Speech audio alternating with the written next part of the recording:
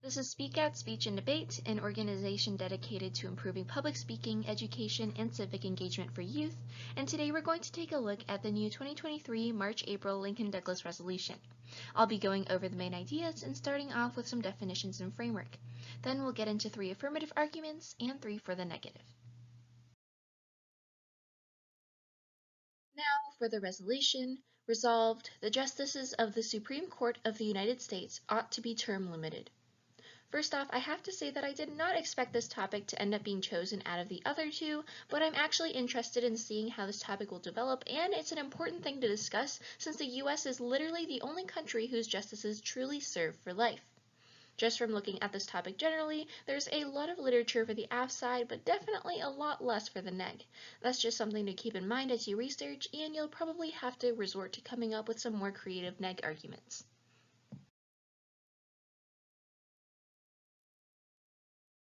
So I wouldn't stress about trying to find examples from other countries since they might not be that beneficial because we don't really have any other comparisons of governments that institute life terms for their justices. A single example of life tenure is still just here in the United States. Rhode Island is the only state with life tenure for their justices. That said, the idea of term limits for justices really boils down to 2 main points.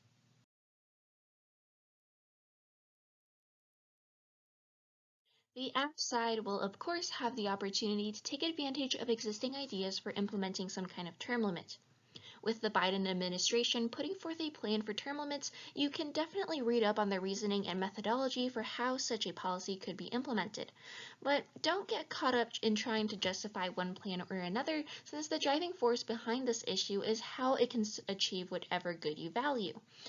Ought indicates morality and brings up whether term limits will actually be a moral decision or that will have some kind of benefit or uphold a virtue. With polarization being a recurring theme in American politics, it would be good to look into how the Supreme Court decisions have affected polarization and whether something like term limits would actually create change. On to the neg. Not that surprisingly, lots of articles published on this topic are very opinion-based and especially for the negative side. I'm going to focus on ideas for more traditional leagues, but obviously if you're a progressive circuit debater, you'll probably be leveraging counterplans heavily on the neg just to give yourself more ground. Essentially, you might find yourself arguing that term limits themselves don't do anything to help solve American society's issues and just the general complexity of implementation.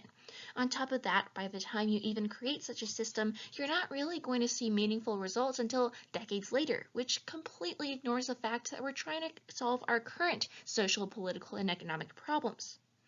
It would probably take a lot of time, money, and effort that might not end up providing any sort of benefit, so you can really capitalize on this issue of lack of solvency with term limits.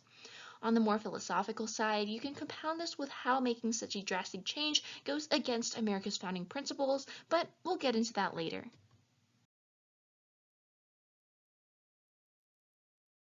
With definitions, there's probably not much to expect with them. There's not much you can try to spin off from, with half of the resolution being very specific and straightforward, stating that we're dealing with the U.S. Supreme Court justices.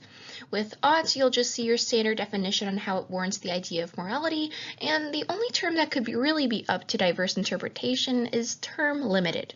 On aff, it'd be good to detail what exactly a term limit would mean and how it would affect a justice's office or the process of appointment. On neg, you might want to find a few different definitions and tailor them to potential aff plans depending on the round, and I'll detail what kind of term limits to expect later.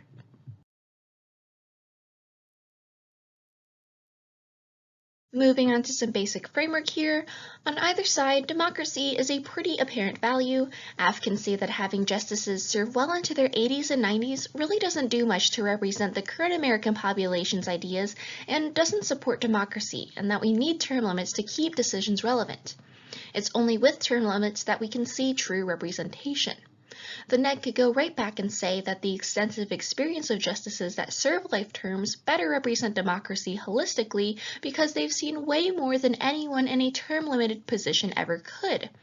Additionally, all that time and experience could help them find recurring themes and help them curate a view that focuses on the betterment of America itself and not specific factions.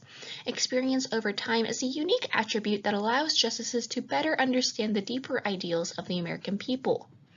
As always, there's the basic values of justice and morality that people can usually argue, which are implied in the resolution. If that's something you would like to run, go for it. But in this case, a more specific value might be beneficial for you to narrow the scope of the debate on what you have the best arguments for.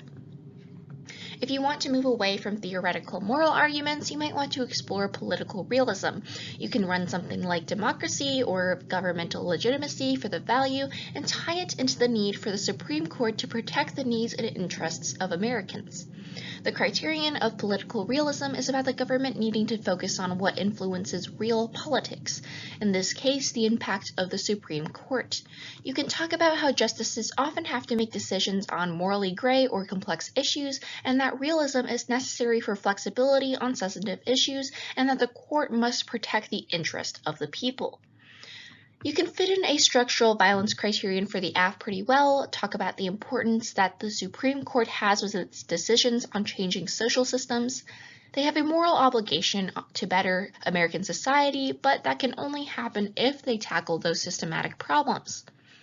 On AF, you can say that having term limits allows for more opportunities for judges of diverse backgrounds to rise to the occasion and influence decisions to help those historically excluded in policies and systems. On neg, you could use minimizing polarization or a related issue as a criterion, and saying that appointing judges more frequently would actually cause more partisan fighting more regularly. Only the current system can provide the most neutral environment, and it is essential to uphold that, or else the Supreme Court will just become another full-fledged battleground for partisan interests to try to assert control. Basically, this is about preserving the status quo, even though it's not the best, but at least it's better than the AF's plan.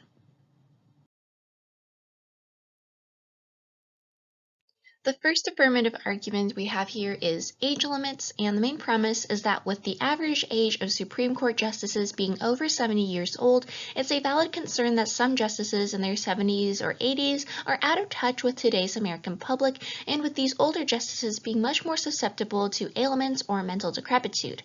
The link is that term limits based on age keep Supreme Court justices relevant to the current ideals of the people and reduces the risk of justices who are not in good health having to make decisions since their personal issues might affect their judgment.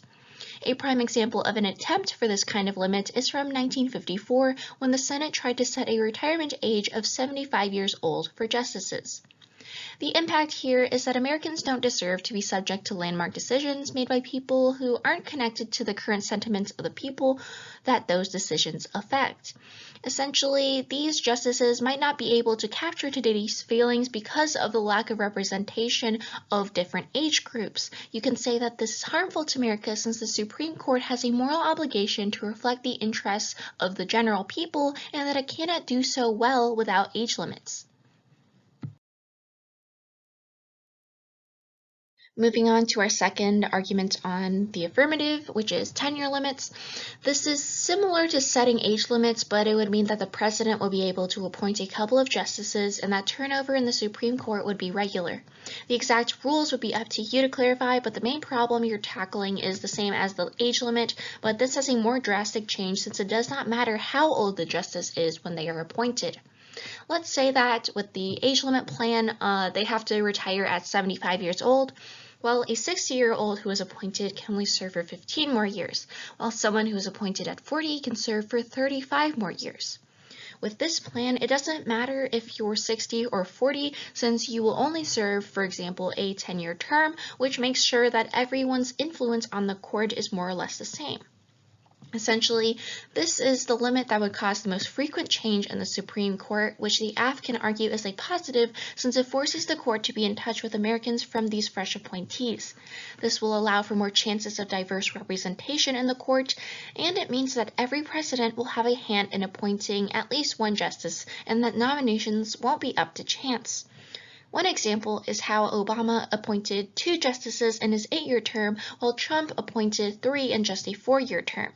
For impact, you can cross-apply the previous argument's idea of the Supreme Court's moral obligation, but you can also argue that it is unfair for one group to have the opportunity to push for more representation of their ideals for their own gain, just because they got lucky that a bunch of justices stepped down during their term. Interestingly enough, 3 current justices have even shown interest in this kind of tenure limit.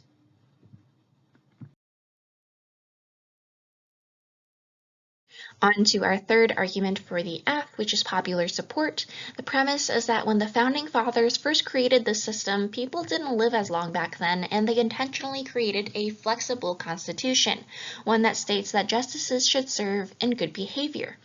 We've historically interpreted serving in good behavior as being a life term, but you could argue that it should now be interpreted differently because of longer lifespans and generally a different world with different technologies that create complications.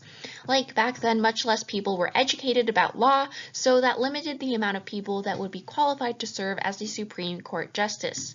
But now, with knowledge being much more widespread and the quality of education being much higher, isn't it best for one of the most influential systems in this country to receive more representation? The link is that term limits support the basic ideas of our nation and ensure less eruptive confirmation processes.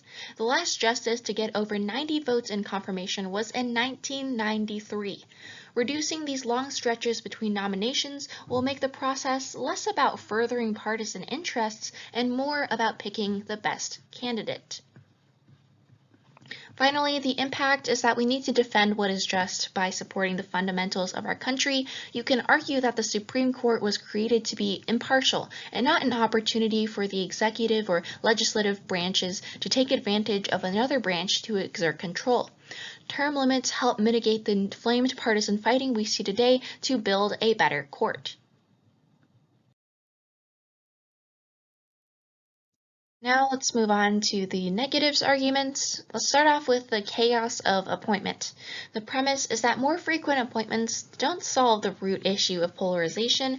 In fact, it would end up doing the opposite.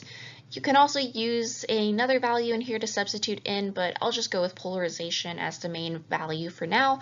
You can use examples from other countries on this argument, since basically every other democratic nation has term limits, and you can find an example of a country that experiences polarization or whatever thing you're valuing, or other political issues from more frequent appointment.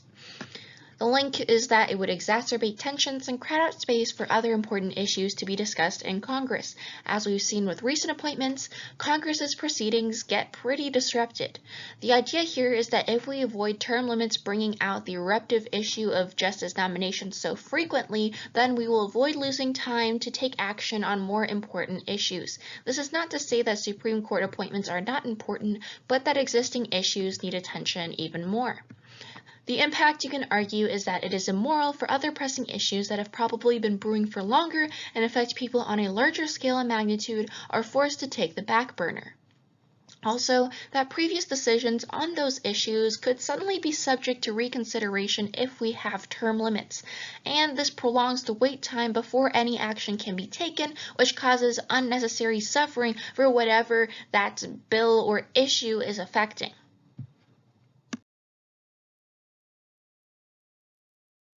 The second argument on the negative is on the ideologies of the court. The affirmative might argue that more frequent appointment leads to better representation and more relevant and inclusive ideologies, but the premise for the negative is that you'd have transition issues where current judges will serve for life, but newer judges would rotate every few years. And this wouldn't really affect the court's ideologies because even if we started term limits today, the current justices would stay until one of them decides to retire. So the court's ideology stays the same for the time being. The link is that term limits won't be able to be fully implemented and therefore won't be effective. You wouldn't see any real changes in ideology, at least not for another few decades, since most of the current justices aren't going anywhere anytime soon. The impact here is really on time frame and how you're not going to see any change fast enough to tackle any of the pressing issues or whatever you're valuing right now. It takes too long for this plan to even make a difference, so it's logistically ineffective and it's actually unfair for unequal representation in the court to exist. Because if the remaining justices can serve as long as they want, but a new justice can't, you would see rotations in only 1 or 2 spots at a time, which creates an imbalanced proportion of justices serving for life and justices serving for a few years. And you can go on to elaborate on how this would make cases more contentious due to the difference in influence. You can continue on to say that the F's plan cannot elicit any moral benefit because it's going against the idea of what the Supreme Court is supposed to uphold. If this court is supposed to dictate what is fair and just for the rest of society, how can it do that when it has such imbalance within itself?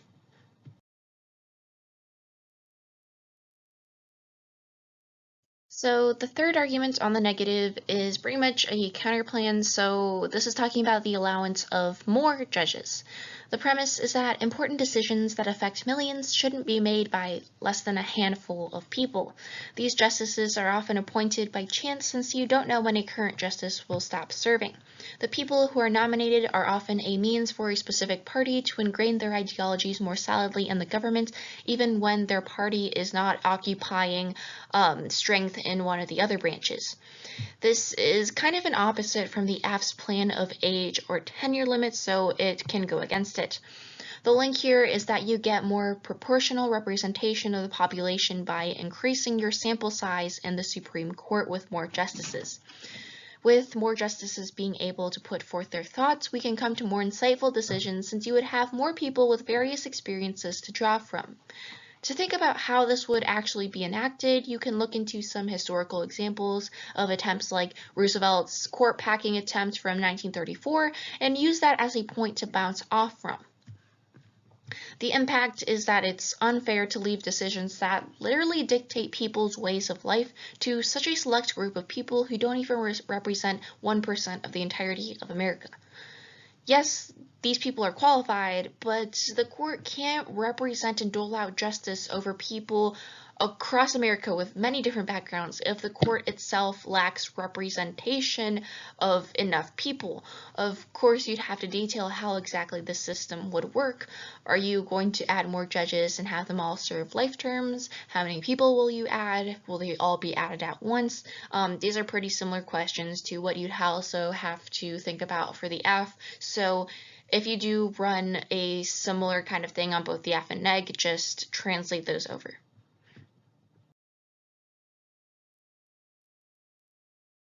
So that wraps it all up.